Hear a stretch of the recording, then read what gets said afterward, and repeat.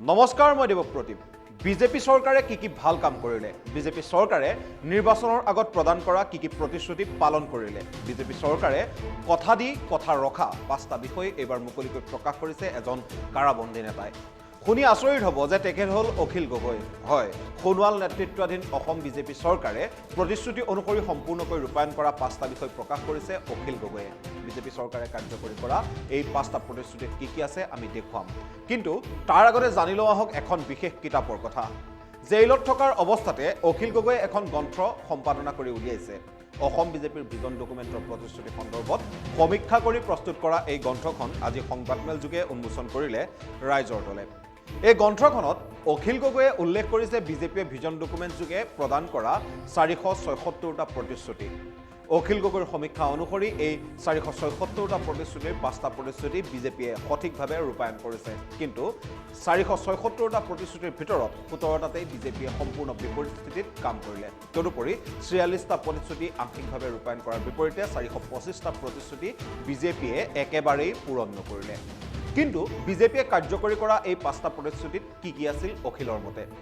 Vision ডকুমেণ্টৰ আন্তঃগাঁথনি উন্নয়ন শাখাত বিজেপিয়ে প্ৰতিশ্ৰুতি দিছিল যে কেন্দ্ৰীয় ৰেল মন্ত্ৰালয়ৰ সহযোগত বগীবিল দলং নিৰ্মাণ সম্পূৰ্ণ কৰা হ'ব সকলোৰে জ্ঞাত যে সোণোৱাল চৰকাৰৰ কাৰ্যকালতে বগীবিল দলঙৰ নিৰ্মাণ সম্পূৰ্ণ হয় আৰু সেই প্ৰতিশ্ৰুতি বিজেপিয়ে পালন কৰিছে বুলি অখিল গগৈয়ে উল্লেখ কৰিছে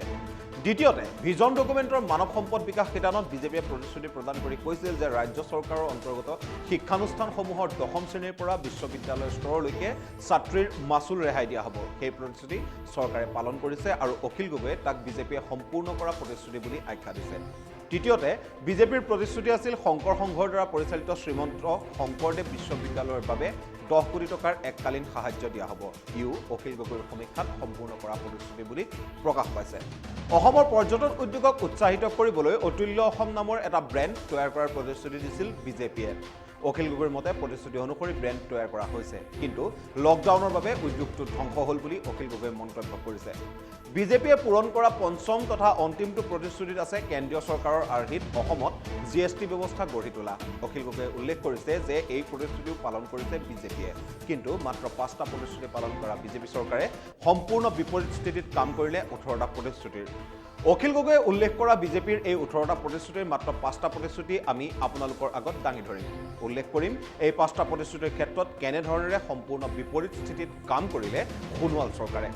এক বিজেপিয়ে আখৰে আখৰে ৰূপায়ণ কৰিব অসম চুক্তি ভিজন ডকুমেণ্টৰ অসম চুক্তি আৰু অনুপ্ৰৱেশ সমস্যাৰ মোকাবিলা শিতানত বিজেপিৰ আছিল এইটো প্ৰথম আৰু প্ৰধান প্ৰতিশ্ৰুতি কিন্তু এই প্ৰতিশ্ৰুতিৰ বিপৰীতে কি কৰিলে সোণোৱাল চৰকাৰে চিধা উত্তৰ কেন্দ্ৰীয় চৰকাৰে জাপি দিয়া নাগৰিকত্ব সংশোধনী আইন মানি লৈ অসম চুক্তিক আখৰে আখৰে অৱমাননা কৰিলে অসম চৰকাৰে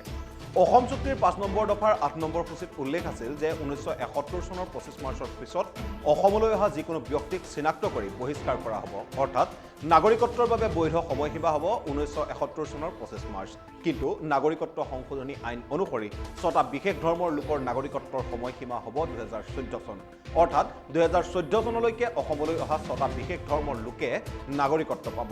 আৰু অসমত সংস্থাপন লাভ কৰিব অৰ্থাৎ নাগৰিকত্ব সংশোধনী আইন মানি লৈ অসম চৰকাৰে সম্পূৰ্ণৰূপে অৱমাননা কৰিলে অসম চুক্তিক তদুপৰি অসম চুক্তিৰ 6 নম্বৰ দফা ৰূপায়ণৰ ক্ষেত্ৰতো সম্পূৰ্ণ বিপৰীত ক্ৰিয়া পালন কৰিছে অসম চৰকাৰে 6 নম্বৰ দফা কাৰ্যকৰীকৰণৰ বাবে গঠন কৰা উচ্চস্তৰীয় সমিতিৰ প্ৰতিবেদন মাহ ধৰি দিছপুৰত লুকুৱাই ৰাখিলে সৰ্বানন্দ সোণোৱালে সমিতিয়ে অসম চৰকাৰক প্ৰতিবেদন জমা দিয়াৰ কেইবামাহো পিছত স্বয়ং কেন্দ্ৰীয় মন্ত্ৰীয়ে প্ৰকাশ কৰিলে যে অসম চৰকাৰে কেন্দ্ৰক জমা দিয়া উচ্চস্তৰীয় সমিতিৰ প্ৰতিবেদন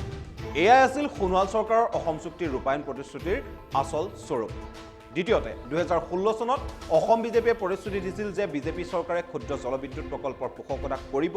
যাতে পৰিৱেশৰ ওপৰত সামান্যতম প্ৰভাৱ নপৰে অৰুণাচল প্ৰদেশ আৰু কাষৰীয়া বৃহৎ নদীবান্ধ প্ৰকল্পসমূহৰ ক্ষেত্ৰত বিশেষজ্ঞ সমিতিৰ পৰামৰ্শ বিবেচনা কৰা হ'ব বিজেপি চৰকাৰ শাসনলৈ অহাৰ পূৰ্বে তেতিয়াৰ ভাবি প্ৰধানমন্ত্ৰী নৰেন্দ্ৰ মোদীয়ে অসমলৈ আহি নামনি সোৱণশিৰি জলবিদ্যুৎ প্ৰকল্পৰ বিৰুদ্ধে ভাষণ প্ৰদান কৰিছিল ৰাজনাথ সিঙে নদীবান্ধ বিৰোধী আন্দোলনত অংশ লৈছিল কিন্তু সেয়া আছিল নিৰ্বাচনত জিকাৰ আগৰ কথা নিৰ্বাচনৰ পিছত সম্পূৰ্ণৰূপে সলনি হৈ পৰিল বিজেপিৰ স্থিতি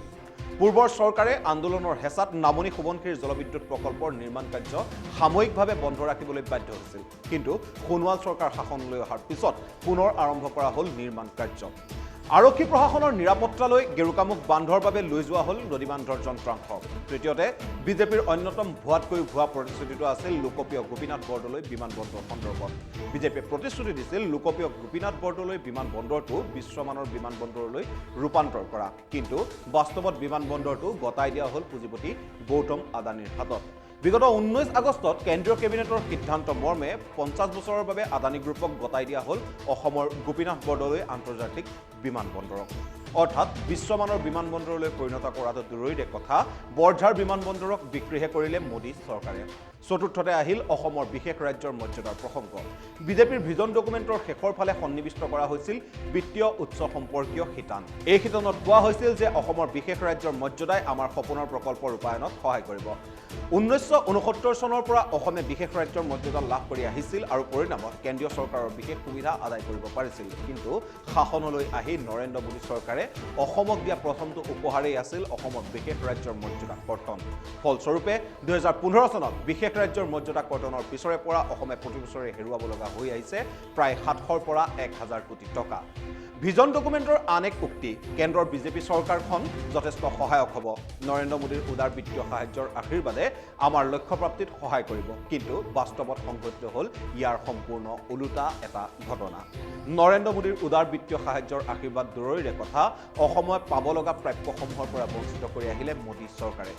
দুৰ্যোগ ব্যৱস্থাপনাৰ শিতানত বিগত 4 বছৰে NDRFৰ পৰা পাব লগা পুঁজি অসমক প্ৰদান নকৰিলে কেন্দ্ৰই। সংসদত 2018 চনত কিৰেণ ৰিজিজুৱে আগবঢ়োৱা তথ্য অনুসৰি 2014-15 চনত কেন্দ্ৰই 3460 কোটি, 2015-16 বৰ্ষত 12451 কোটি, 2016-17 বৰ্ষত 11441 কোটি আৰু 2017-18 বৰ্ষত 2082 কোটি টকা NDRFৰ জৰিয়তে প্ৰদান কৰিছিল বিভিন্ন ৰাজ্যক। কিন্তু 2016 চনৰ পৰা আজি পৰ্যন্ত অসমে এটকাও লাভ নকৰিলে এই শিতানত। দুৰ্যোগ ব্যৱস্থাপনাৰ বাবে বিগত 13 নৱেম্বৰত কেন্দ্ৰীয় চৰকাৰে 6খন ৰাজ্যলৈ অতিৰিক্ত পুঁজি প্ৰদান কৰিলে। এই পুঁজিৰ পৰিমাণ আছিল প্ৰায় 4381 কোটি টকা। কিন্তু অসমে ইয়াৰ পৰা এটকাৰো ভাগ নাপালে। লকডাউনৰ সময়ত পুনৰ সংস্থাপনৰ উদ্দেশ্যত ভাৰত চৰকাৰে মুকলি কৰিছিল 50,000 কোটি টকাৰ গৰীব কল্যাণ ৰোজগাৰ অভিযান। কিন্তু দুৰ্ভাগ্যৰ কথা, এই 50,000 কোটিৰ অভিযানতো অসমক সামৰি নললে নৰেন্দ্ৰ মোদীৰ চৰকাৰে।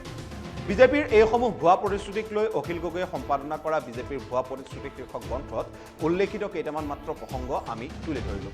এই তথ্যই কয় বিজেপিৰ ভিজন ডকুমেণ্টৰ এটা সৰু অংশৰ বাদে বাকী সকলো প্ৰতিশ্ৰুতি হৈ ৰ'ল বিগত 5 বছৰে। প্ৰতিশ্ৰুতি পালনত বিফল তথা প্ৰতিশ্ৰুতিৰ বিপৰীতে সৰ্বাধিক কাম কৰা চৰকাৰখনে আগন্তুক নিৰ্বাচনৰ প্ৰতি লক্ষ্য ৰাখি প্ৰকাশ কৰিব নতুন এখন ভিজন ডকুমেণ্ট। সেই ভিজন ডকুমেণ্টত কি নতুন প্ৰতিশ্ৰুতি থাকিব সেয়া সময়ত দেখা যাব। কিন্তু পূৰ্বৰ ভিজন ডকুমেণ্টৰ আৰু কি প্ৰতিশ্ৰুতি কিদৰে কাৰ্যকৰী কৰা হ'ল, কিদৰে কি প্ৰতিশ্ৰুতি কাৰ্যকৰী নোহোৱাকৈ থাকি গ'ল, তাৰ সবিশেষ আমি প্ৰকাশ কৰিম আমাৰ পৰৱৰ্তী প্ৰতিবেদনসমূহত। চাই থাকিব দ্য ক্ৰছ কাৰেণ্ট। যদি আপোনালোকে আমাক ফেচবুকত চাই আছে তেনেহ'লে আমাৰ পেজ লাইক কৰক আৰু যদি ইউটিউবত চাই আছে তেনেহ'লে আমাৰ চেনেল ছাবস্ক্ৰাইব কৰিবলৈ